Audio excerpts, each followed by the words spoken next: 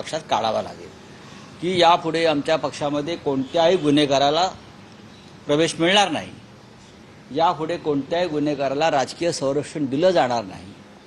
यापुढे इतर पक्षातल्या कोणत्याही गुन्हेगार प्रवृत्तीच्या लोकांना भाजपच्या वॉशिंग मशीनमध्ये टाकून धुवून आम्ही आमच्या पक्षामध्ये सुकत वाळत टाकणार नाही.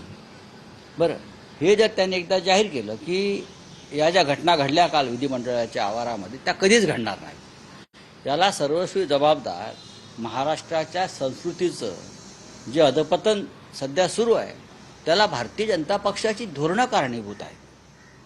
बरं, मी तर म्हणतो की उद्या जर दाऊद इब्राहिम मुंबईत आला आणि यांच्या पक्षात प्रवेश केला तर त्याला घेतील ते म्हणतील इतक्या वर्ष हा भारतात नाही आहे, त्याच्यावर नवीन गुन्हाच नाही आहे.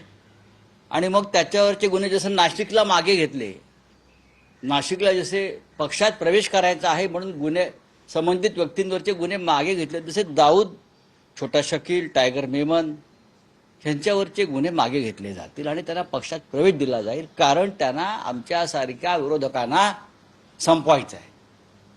आणि ते कायदेशीर मार्गाने किंवा लोकशाही मार्गाने नाही, तर अशा प्रकारे बळाचा, शस्त्राचा वापर करून. आम्ही जे वारंवार सांगतोय की विधान भवनामध्ये एका आमदाराची त्यांना हत्याच करायची होती, मारायचं होतं त्यांना.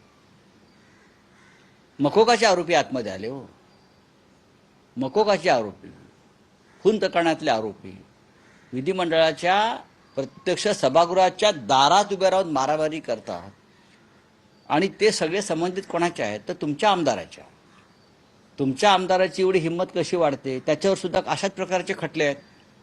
तुम्ही जी भरती केली गुन्हेगारांची, त्याच्यामुळे भारतीय जनता पक्ष हे गुन्हेगारांचं सगळ्यात मोठं आश्रयस्थान झालेलं आहे. गुन्हा करायचा, त्यांच्या पक्षात जायचं, आमदार, नगरसेवक, खासदार व्हायचं, मंत्री व्हायचं किंवा संरक्षण घ्यायचं. ही या राज्याची स्थिती आहे. महाराष्ट्राच्या संस्कृतीच्या तुम्ही कोणत्या गप्पा करताय? काल ते आपल्या भाषणात म्हणाले की मुंबई ही मराठी माणसाचीच. कशी? माझ्या पुढे प्रश्न आला जेव्हा मी वाचलं, ऐकलं की मुंबईवर मराठी माणसाचाच हक्क आहे. कशी? हे त्याने एकदा महाराष्ट्राला समजून सांगायला पाहिजे. तुम्ही ज्या पद्धतीनं मराठी भाषेवर हिंदी सक्ती लादताय आणि त्रिभाषा सूत्राचा त्रिवार गजर करताय, अशा पद्धतीनं मुंबई मराठी माणसाची होईल? ही अख्खी मुंबई तुम्ही गौतम अडाणी एका उद्योगपतीच्या हातात देताय. अख्खी मुंबई जवळजवळ 7-12 हा तुम्ही तुमच्या लाडक्या उद्योगपतीच्या म्हणजे गुजरातच्या एका उद्योगपतीच्या हातात देताय. यामुळे मुंबई मराठी माणसाची होईल? मुंबईचं वीज वितरण आणि वीज बिलाचं कलेक्शन हे सुद्धा गुजरातच्या व्यापाऱ्यांना तुम्ही दिलेलं आहे, त्याच्यामुळे मुंबई मराठी माणसाची होईल? मुंबईतला गिरणी कामगार तिथे कर्जत, वांगणी, शेलूच्या पुढे फेकला जातो आहे, त्याच्यामुळे मुंबई मराठी माणसाची होईल? मुंबईतल्या मराठी शाळा धडाधड बंद पाडल्या जात आहेत, त्याच्यामुळे मुंबई मराठी होईल? मुंबईमध्ये मराठी माणसाची घर घ्यायची ताकद तुम्ही ठेवली नाही. सगळे हे लोडा बिडा तुमच्या पक्षाचे सगळे जे आहेत त्यांच्या ताब्यात सगळ्या जमिनी गेल्या, त्याच्यामुळे मुंबई मराठी माणसाची होईल? एकदा त्यांनी शांतपणे गिरगाव चौपाटीवरती सगळ्या मराठी माणसांना बोलून सांगावं की या गोष्टीमुळे मुंबईवरती मराठी माणसाचा हक्क आहे, तुम्ही शांत राहा. हे जे महाराष्ट्राच्या बाहेरून डुबे डुबे झुबे हे महाराष्ट्राला आव्हान देत आहेत आणि तुम्ही गप्प बसलाय, त्याच्यामुळे मुंबई मराठी माणसाची होईल? सांगा ना. हे विधिमंडळाच्या मंचावर मराठी माणसाला फसवण्याचे धंदे बंद करा फडणवीस साहेब, बंद करा. त्यांचं काही म्हणणं नाहीये. त्यांचं म्हणणं असं आहे की आता महापालिका निवडणुका आलेल्या आहेत, त्यामुळे मुंबई महाराष्ट्रापासून तोडली जाईल अशा पद्धतीची भावनिक साथ घातली जाईल. पण कोणाचाही बाप असो किंवा कोणाचाही आजा असो, मुंबई महाराष्ट्रापासून तोडली जाणार नाही. नाही, भाजपचाच बाप मुंबई तोडणार आहे. भाजपचाच बाप मुंबई तोडणार आहे. कोणाचा बाप पाहिजे ही नाटकी भाषा करू नका.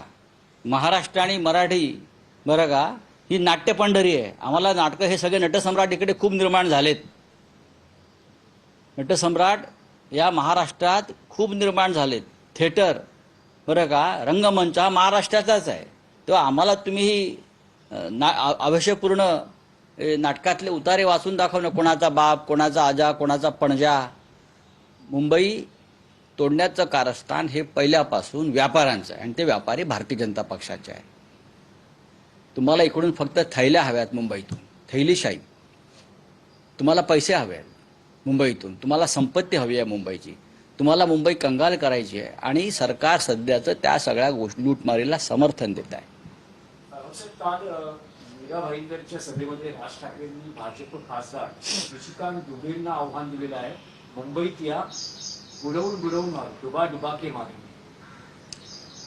राज ठाकरे यांचं हे जे आव्हान आहे हे एका दुबेला नाही आहे, हे आव्हान भारतीय जनता पक्षाला आहे. दुबे भारतीय जनता पक्षाचा पुढारी आहे, दुबे भारतीय जनता पक्षाचा खासदार आहे आणि या दुबेचा तीव्र शब्दात निषेध भारतीय जनता पक्षाच्या कोणत्याही नेत्यानं केल्याचं मला दिसत नाही. नाराजी वगैरे कशी व्यक्त करताय? हां, शेंबूड पुसल्यासारखा नाराजी व्यक्त केली. हां, कसली नाराजी व्यक्त करताय तुम्ही मला सांगा ना. तुम्ही मराठी बोलताय ना. एक माणूस तिकडे बसून मराठी माणसाला आव्हान देतो आहे, महाराष्ट्राला आव्हान देतो आहे, मराठी माणसाला पटकून मारण्याची भाषा करतोय आणि हे शेंदाड शिपाई राज्यकर्ते भाजपचे आणि ते कोणते मिंदे गटाचे लाचार ते मान खाली घालून बसले आहेत. त्याच्यामुळे राज ठाकरे यांनी जे आव्हान दिलेलं आहे हे फक्त त्या निशिकांत दुबेला नसून हे आव्हान त्यांनी महाराष्ट्राकडे, मुंबईकडे वक्रदृष्टी न पाहणाऱ्या भारतीय जनता पक्षाला आव्हान असं मी मानतो. नाही, पण राज ठाकरेंनी असंही म्हटलं आहे की हिंदी सक्ती करण्याचा जर प्रयत्न झाला तर याआधी आम्ही दुकानं बंद केली होती, पुढच्या वेळेस शाळाही बंद करू. नाही, ठीक आहे, त्या चुकीचं काय बोलले ते. आम्ही सुद्धा त्याच मताचे आहोत आणि म्हणून तर 2 ठाकरे एकत्र आले ना या विषयावर. 100% आम्ही एकत्र आहोत. बोला, आप बोलिए.